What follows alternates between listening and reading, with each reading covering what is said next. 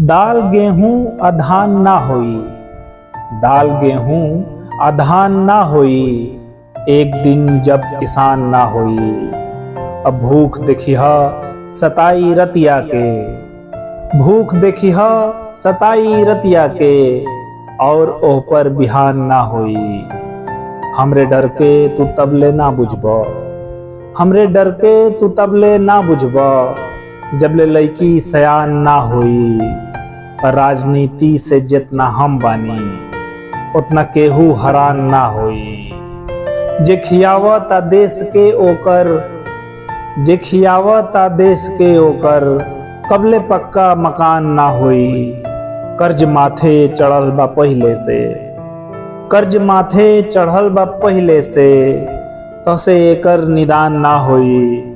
जान जाई त जाई हमनी के, जान जाई त जाई हमनी के, ऐसे ज्यादा जियान ना होई।